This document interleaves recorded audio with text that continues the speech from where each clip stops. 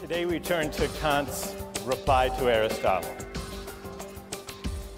Kant thinks that Aristotle just made a mistake. It's one thing, Kant says, to support a fair framework of rights within which people can pursue their own conceptions of the good life.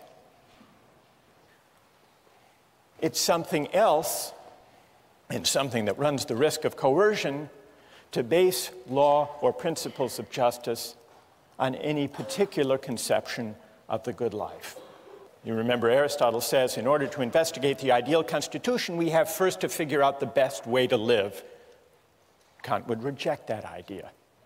He says that constitutions and laws and rights should not embody or affirm or promote any particular way of life.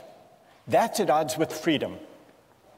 For Aristotle, the whole point of law, the purpose of the polis, is to shape character, to cultivate the virtue of citizens, to inculcate civic excellence, to make possible a good way of life. That's what he tells us in the Politics. For Kant, on the other hand, the purpose of law, the point of a constitution, is not to inculcate or to promote virtue. It's to set up a fair framework of rights within which citizens may be free to pursue their own conceptions of the good for themselves. So we see the difference in their theories of justice. We see the difference in their account of law, or the role of a constitution, the point of politics. And underlying these differences are two different accounts of what it means to be a free person. For Aristotle, we're free insofar as we have the capacity to realize our potential. And that leads us to the question of fit. Fit between persons and the roles that are appropriate to them. Figuring out what I'm cut out for. That's what it means to lead a free life, to live up to my potential. Kant rejects that idea and instead substitutes his famously demanding notion of freedom as the capacity to act autonomously. Freedom means acting according to a law I give myself. Freedom as autonomy. Part of the appeal, part of the moral force of the view of Kant and of Rawls consists in the conception of the person as a free and independent self, capable of choosing his or her own ends. The image of the self as free and independent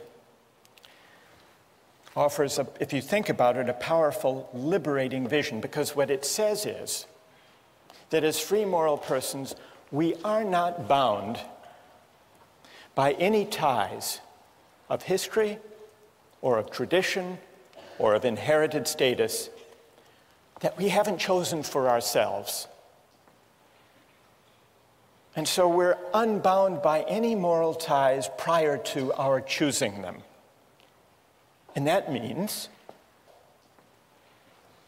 that we are free and independent, sovereign selves. We're the authors of the only obligations that constrain us.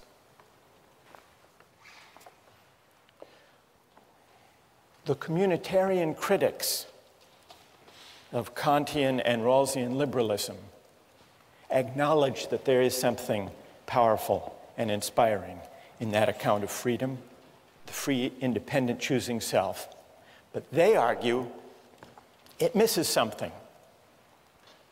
It misses a whole dimension of moral life and even political life.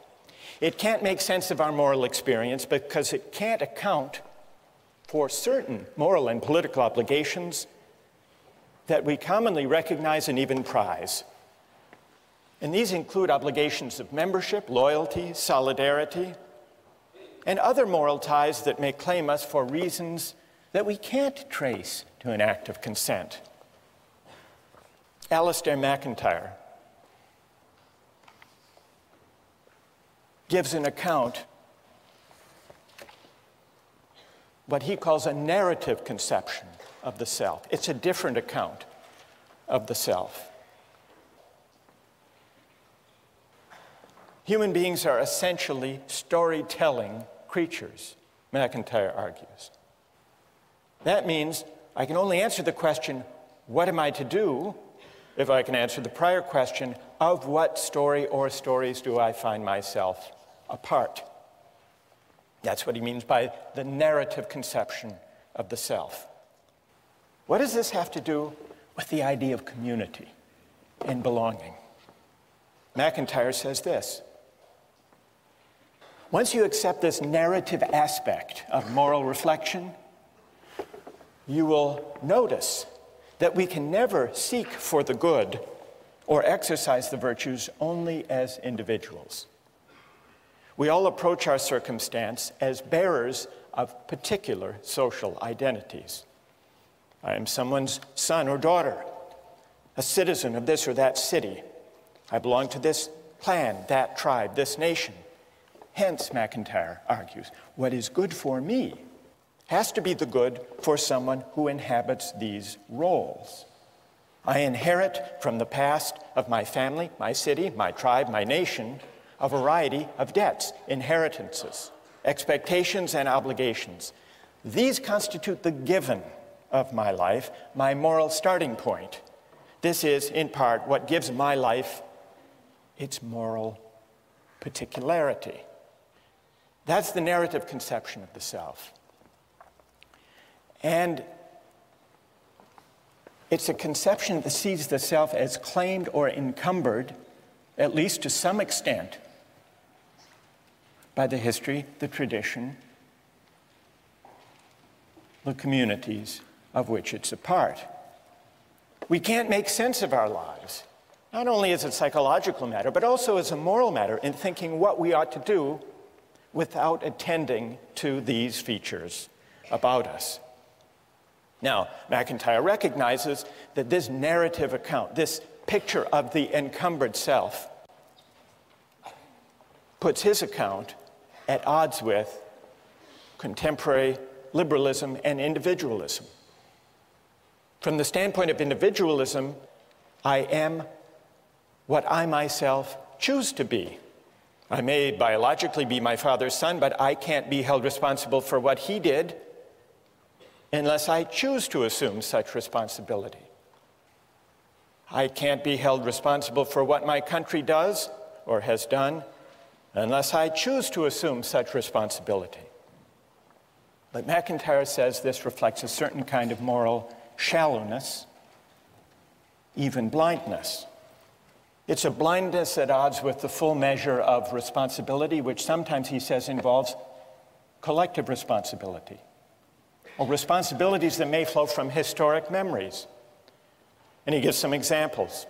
Such individualism is expressed by those contemporary Americans who deny any responsibility for the effects of slavery upon black Americans, saying, I never owned any slaves. Or the young German who believes that having been born after 1945 means that what Nazis did to Jews has no moral relevance to his relationship to his Jewish contemporaries. MacIntyre says all of these attitudes of historical amnesia amount to a kind of moral abdication. Once you see that who we are and what it means to sort out our obligations can't be separated, shouldn't be separated from the life histories that define us. The contrast, he says, with the narrative account is clear. For the story of my life is always embedded in the story of those communities from which I derive my identity. I am born with a past, and to try to cut myself off from that past is to deform my present relationships. So there you have, in MacIntyre, a strong statement of the idea that the self can't be detached, shouldn't be detached from its particular ties of membership, history, story, narrative. Now, I want to get your reactions to the communitarian critique of the individualist or the voluntarist, the unencumbered self. But let's make it concrete so that you can react to more than just the theory of it by looking at the two different accounts of moral and political obligation that arise, depending on which of these conceptions of the person one accepts. On the liberal conception, moral and political obligations arise in one of two ways. There are natural duties that we owe human beings as such, duties of respect for persons qua persons. These obligations are universal. Then, as Rawls points out, there are also voluntary obligations, obligations that we owe to particular others insofar as we have agreed, whether through a promise or a deal or a contract. Now, the issue between the liberal and communitarian accounts of the self, is there another category of obligation or not? The communitarian says there is. There is a third category that might be called obligations of solidarity or loyalty or membership. The communitarian argues that construing all obligations as either natural duties or voluntary obligations fails to capture obligations of membership or solidarity. Loyalties whose moral force consists partly in the fact that living by them is inseparable from understanding ourselves as the particular persons we are. What would be some examples? And then I want to see how you would react to them. Examples of obligations of membership that are particular but don't necessarily flow from consent, but rather from membership, narrative, community, one's situation. The most common examples are ones to do with the family, the relation between parents and children, for example. Suppose there were two children drowning. You could save only one of them. One was your child, the other was a stranger's child. Would you have an obligation to flip a coin? Or would there be something morally obtuse if you didn't rush to save your child? Now you may say, well, parents have agreed to have their children. So take the other case, the case of children's obligation for their parents. Now we don't choose our parents. We don't even choose to have parents. There is that asymmetry. And yet, consider two aging parents, one of them yours, the other a stranger's. Doesn't it make moral sense to think that you have a greater obligation to look after your aged parent than to flip a coin or to help the strangers? Now, is this traceable to consent? Not likely. Or take a couple of political examples. During World War II, French resistance pilots flew bombing raids over occupied France. One day, one of the pilots received his targets and noticed that the village he was being asked to bomb was his home village. He refused, not disputing that it was as necessary as the target he bombed yesterday. He refused on the ground that he couldn't bring himself. It would be a special moral crime for him to bomb his people, even in a cause that he supported, the cause of liberating France. Now, do we admire that? If we do, the communitarian argues, it's because we do recognize obligations of solidarity. Take another example. Some years ago, there was a famine in Ethiopia. Hundreds of thousands of people were starving. The Israeli government organized an airlift to to rescue Ethiopian Jews. They didn't have the capacity to rescue everyone in Ethiopia.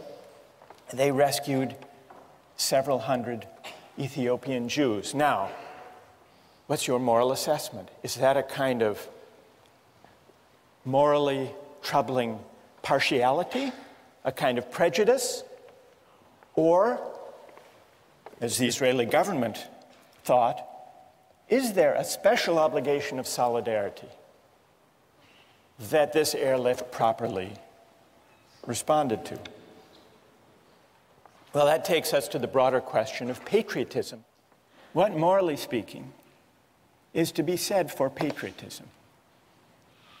There are two towns named Franklin. One is Franklin, Texas, and the other is just across the Rio Grande River, Franklin, Mexico. What is the moral significance of national boundaries?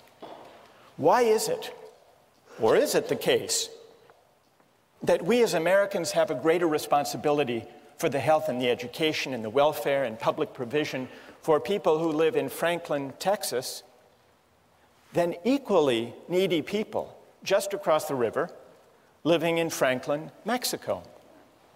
According to the communitarian account, membership does matter. And the reason patriotism is at least potentially a virtue is that it is an expression of the obligations of citizenship. How many are sympathetic to the idea that there is this third category of obligation, the obligations of solidarity or membership? How many are sympathetic to that idea? And how many are critical of that idea? How many think all obligations can be accounted for in the first two ways? All right, let's hear from the critics of the communitarian idea first. Yes? My biggest concern with the idea of having obligations because you're a member of something or because of solidarity is that it seems that if you accept those obligations as being sort of morally binding, then there's a greater occurrence of overlapping obligations, a greater occurrence of good versus good. And I don't know if this sort of framework allows us to choose between them. Good. And what's your name? Patrick. So you worry that if we recognize obligations of membership or solidarity, since we inhabit different communities, their claims might conflict. And what would we do if we have competing obligations? Yes? Well, one solution is that we could view ourselves as ultimately members of the human community, and that then within that we have all these smaller spheres of that, you know, I am an American or I am a student at Harvard. And so the most important community to be obligated to is the community of human beings, and then from there you can sort of evaluate which other ones are most important to you. So the most universal, and what's your name? Nicola? So Nicola, you say the most universal community we inhabit, the community of humankind, always takes precedence. Yes. Patrick, are you satisfied? No. Why not? It seems rather arbitrary that we should choose the universal obligation over the more specific obligation. I might also say that I should be obligated first to the most specific of my obligations. For instance, take my family as a small unit of solidarity. Perhaps I should be first obligated to that unit, and then perhaps to the unit of my town, and then my country, and then the human race. Good, thank you. I want to hear from another critic of the communitarian view. We have the objection, well, what if goods collide? Who objects to the whole idea of it? Who sees patriotism as just a kind of prejudice that ideally we should overcome? Yes? Patriotism reflects a community membership. That's a given. I think the problem is that whereas some memberships are natural narratives, the narrative of citizenship is a constructed one, and I think a false one. Because as the river is just a historical accident, it makes no sense that because the lottery of birth threw me into the United States as opposed to Mexico, that that's the membership that I should be a part of. Good. And what's your name? Elizabeth. Elizabeth. Who has a reply? Yes. I think in general, we have to ask, where do our moral obligations arise from anyway? And I think basically there'd be two places from which they could arise. One would be kin, and another one would be reciprocity. And the closer you are associated to other people, there's a natural reciprocity there in terms of having interactions with those people.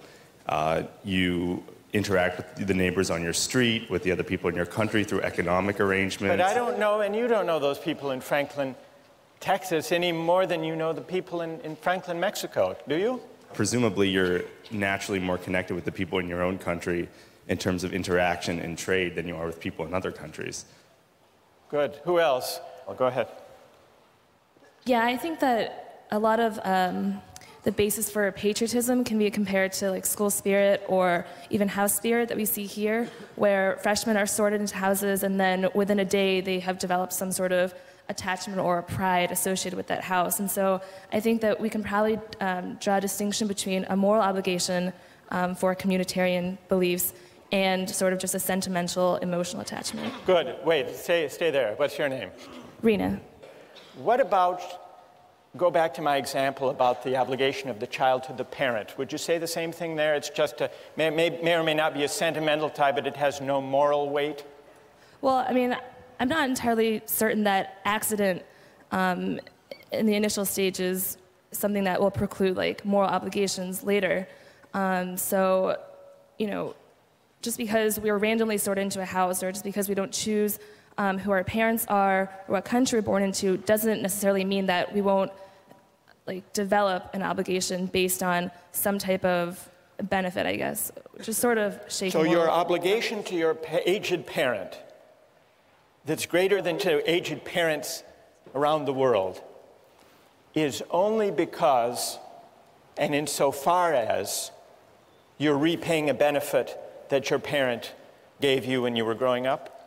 Yeah, I mean, I would say that if we look at cases of adoption where, you know, you have a biological parent somewhere else that you don't interact with, and then you have a parent, you know, who adopted you, most people would say that if you had to pick between them in the case of, you know, aging parents, that your obligation would lie more with the person who raised you and who had exchanges with you meaningfully. May I ask you one more question about the parent? Sure. Do you think that a person with a bad parent owes them less? I don't know, because I've never had a bad parent.